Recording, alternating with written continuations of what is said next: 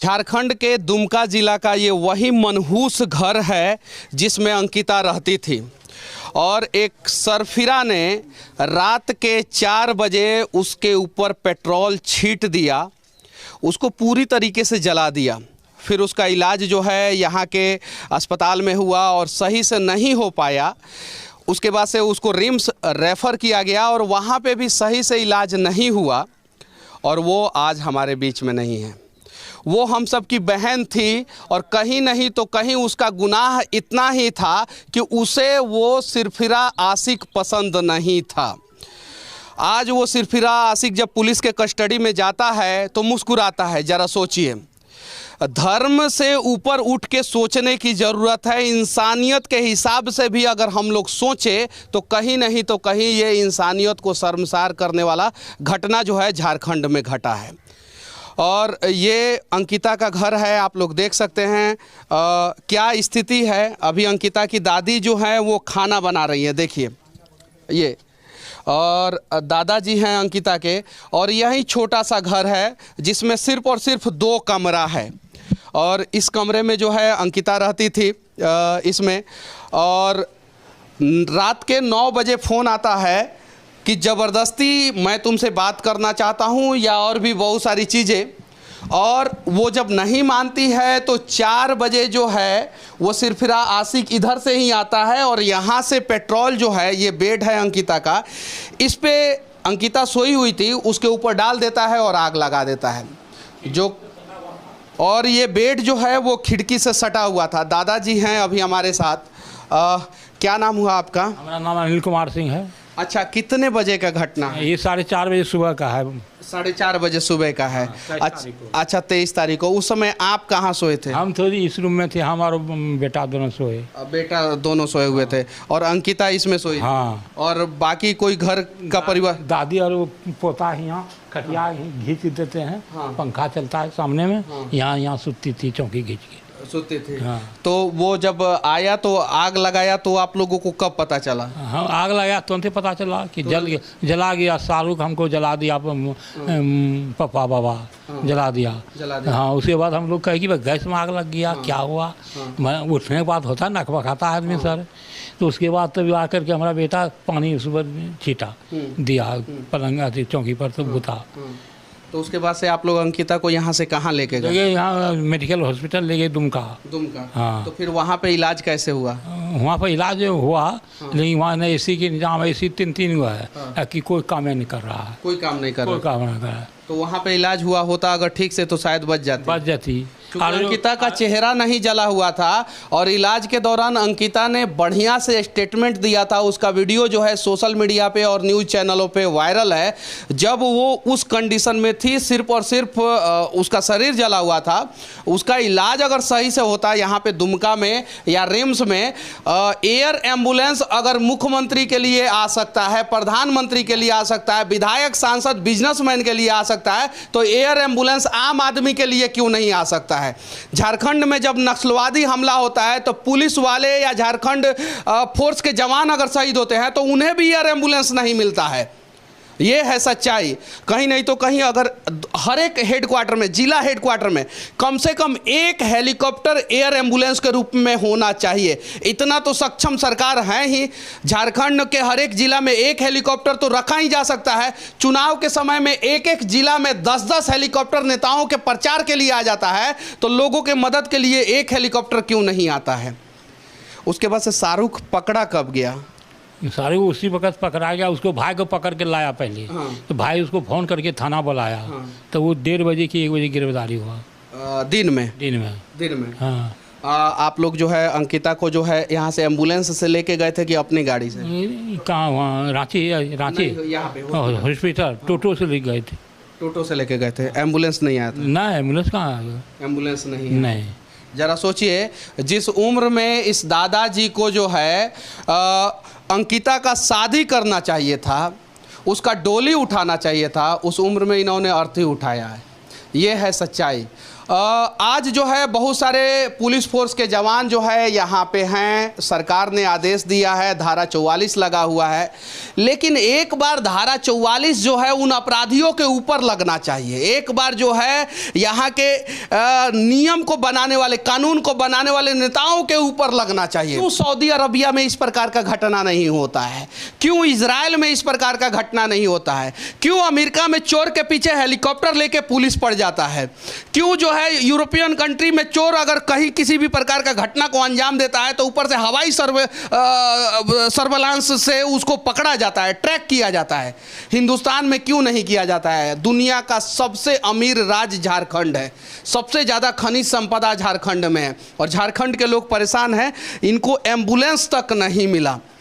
और एक नियम लगना चाहिए, इस प्रकार का घटना कहीं भी घटे तो कम से कम, ऐसा तो घटना नहीं चाहिए, लेकिन घटना घटे तो 24 घंटे के अंदर अंदर सरकार जो है अपराधी को पकड़े, अपराधी के पूरे संपत्ति को जब्त करे, पूरे संपत्ति को जब्त करे, और जो पीड़ित परिवार है उनके परिवार के एक परिजन को सरकारी नौकरी और 1 करोड़ रुपया आर्थिक सहायता कम से कम दे सरकार। हमारा जगह जमीन बेच के कैंसर में निमन किए, निम्नो नहीं हुआ। 2.5 साल बम्बई में लेकर रहे मेरा बेटा, उसका इलाज कराए, चंदा उंदा दे के तो उसको घर लाए तो मर गया वो। 1.5 साल मर रहा हुआ, आए घटना प्रतीक हो गया। क्या करेंगे हम?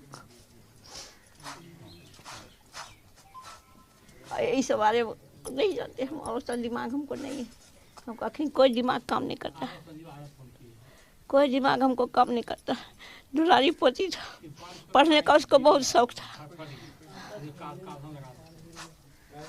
कुछ नहीं था। ये अंकिता की दादी हैं, दादी हैं और वो बाबा है, वो आगिंदी है। अंकिता की माँ नहीं थी, माँ नहीं है तो कैंसर मर गया, 1.5 साल हो गया मर रहा। अगर हमारा समाज सही हो जाए तो शायद जो है इस प्रकार की घटना 100% नहीं रुकेगी, लेकिन 90% घटना इस प्रकार का रुक जाएगा। उसके लिए समाज के सभी लोगों को जागरूक होना होगा। सड़क के बीच में जो है एक सिरफिरा आशिक आता है और एसिड फेंक देता है। एक लड़की का 24 दिन से इलाज चल रहा है रिम्स में, और उसका इलाज के लिए नर्स भी नहीं जाती है। जरा सोचिए, ये है व्यवस्था। और ये सिर्फ और सिर्फ झारखंड का नहीं है, बिहार का यही स्थिति है, और देश के दूसरे राज्यों का भी यही स्थिति है। इसके लिए हर एक सरकार दोषी है। तो केंद्र सरकार से मैं विनती करना चाहता हूं कि केंद्र सरकार एक संसद भवन से विधेयक पारित करे कि अगर किसी भी आम आदमी के बेटी के साथ किसी भी प्रकार का अगर गलत दुर्व्यवहार होता है तो उसका जिंदगी भर का भरण पोषण जो है सरकार करेगा। और अगर इस घटना में उस लड़की का हत्या हो जाता है तो परिवार वाले को 1 करोड़ रुपया आर्थिक सहायता और 1 सरकारी नौकरी सरकार देगा।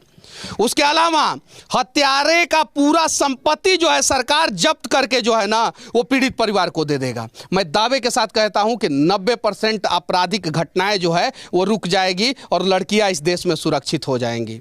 ये सभी लोग मर्द हैं, ये देख सकते हैं, मैं भी मर्द हूँ।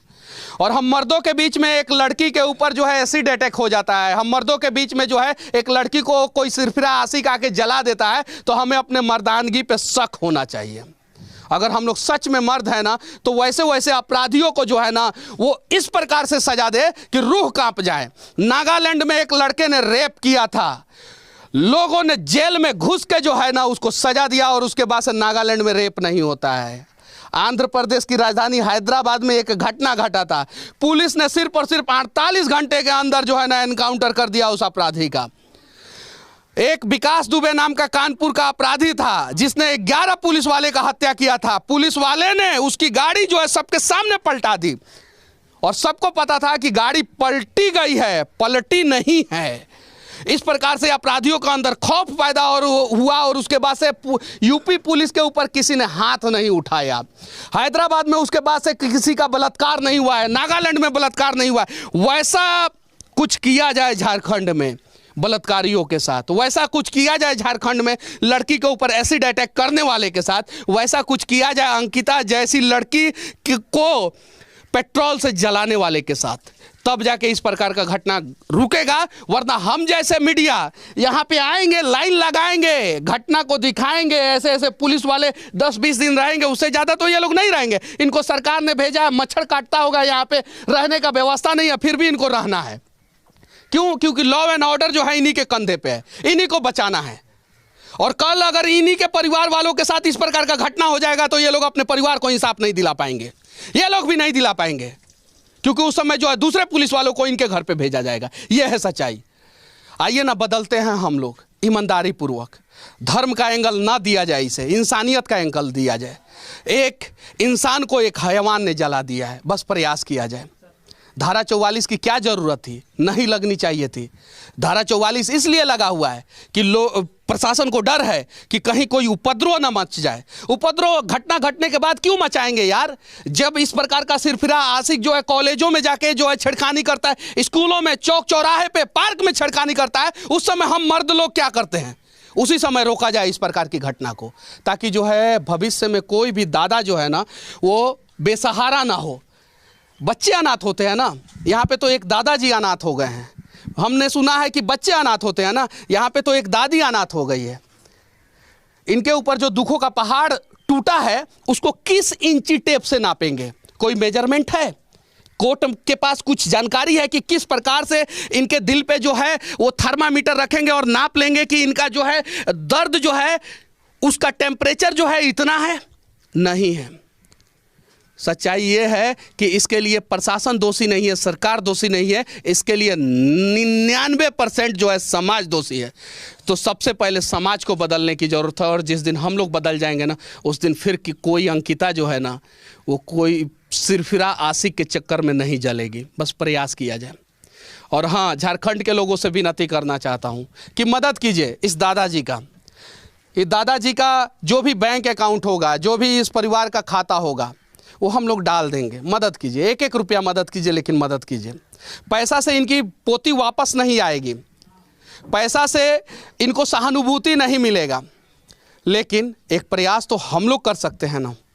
सरकार बोलती है बेटी पढ़ाओ बेटी बचाओ, झारखंड में आ गए पेट्रोल छीटो और बेटी को मार दो, यही यहाँ नारा है। अभी तक जो है हमारे यहाँ का है मुख्यमंत्री हेमंत सोरेन जो दुमके के रहने वाला है, बसंत सोरेन यहाँ के विधायक को हम जिताए हैं, वो आज तक देखने की तक नहीं आया। कहाँ पड़े हुए हैं वो लोग तो अपना सरकार बचा रहे हैं, पिकनिक मना रहे हैं। हाँ, वो लोग अपना सरकार बचा रहे हैं और पिकनिक मना रहे हैं दोनों भाई। सुनील सोरेन MP आए, बहुत मदद किए, एम्बुलेंस दिए, भेजे वहाँ रांची, सब किए। हमारा DC साहब यहाँ हैं, बहुत मदद किए हैं, हमेशा आते हैं यहाँ। DC साहब, DO साहब सब आते हैं। DO साहब उतना आके कभी नहीं किसी के यहाँ आए हैं, रहे हैं। यहाँ आकर के आधा घंटा का घंटा आकर के रहते हैं। अच्छा, ये लोग जो पुलिस वाले लोग हैं, ये लोग हाँ, जो जाप के हैं, ये लोग तंग नहीं ना करते हैं आपको? ना, ये लोग क्या तंग करें? ये लोग कोई तंग नहीं ना करता? नहीं ना करता। ना, ये लोग कोई तंग नहीं करेंगे, कोई नहीं तंग करता। ये लोग जो पुलिस वाले हैं ये लोग कभी दिक्कत नहीं ना देते? ना, कभी नहीं देते। ये लोग अपने में मच्छर से काट के दिन रात भर रहा, मच्छर भौंक रहा है, इतना है। लेकिन ड्यूटी है, सरकार के अंदर में है तो करना है, इसीलिए ना है। तब यही करना। घर के बगल में ही रहते हैं? हाँ, घर के बगल। इन लोगों के लिए कैंप वैम्प कुछ नहीं, कुछ वो अंधार में रहते थे। कैसे काल रात में अथी जनरेटर चला के इंजोला मिला है। जरा सोचिए, ये पुलिस वाले हैं, ये हम लोगों में से ही हैं। किसी के भाई हैं, किसी के चाचा है, किसी के पिता हैं। हाँ। सबसे ज़्यादा गाली इन्हीं लोगों को सुनने को मिलता है। क्यों? क्योंकि ऊपर से आदेश आता है मुख्यमंत्री से, और ऊपर से गृह मंत्री से आदेश आएगा कि मारो, लाठी चार्ज करो, तो ये लाठी चार्ज करते हैं। और जब ऊपर से आदेश आएगा कि नहीं अभी लाठी चार्ज नहीं करना है, तुम पत्थर खाओ, तो ये लोग पत्थर खाते हैं। इन लोगों का सर फट जाता है और चुपचाप रहना पड़ता है। ये है सच्चाई। अरे बदला जाए, और इसको जो है हम सब मिलके बदल सकते हैं। अगर नहीं बदलेंगे तो आज एक आग में अंकिता जली है, अंकिता के परिवार वाले जल रहे हैं, एक ना एक दिन हम सबको जलना पड़ेगा। जितना भी आदमी है सब घर में पंखा सर सोते हैं, मच्छर नहीं लागे। ये लोग बेचारा मच्छर खा रहे हैं, काहे मानो इनका ड्यूटी है इसलिए कर रहा है, तब क्या करेंगे ये लोग। चलिए, यहाँ पे एक परिवार वाले को पुलिस वाले से कोई शिकवा गिला नहीं है, इसीलिए मैंने सामने इनसे ये सवाल पूछा। ना, लेकिन सिस्टम से शिकवा गिला है, सरकार से शिकवा गिला है, समाज से शिकवा गिला है, और सिस्टम, सरकार और समाज सबको सुधारना होगा। ये लोग और रक्षा करने के लिए आए हैं कि रक्षा करते हैं बस। बाकी हमारा ये प्रयास इस घर से कैसा लगा, ये दादाजी के समस्याओं का समाधान कैसे किया जाए, अगली बार कोई अपराधी जो है अंकिता जैसा कांड ना करे, इसके लिए आप लोग अपना राय जरूर रखना। जय हिंद।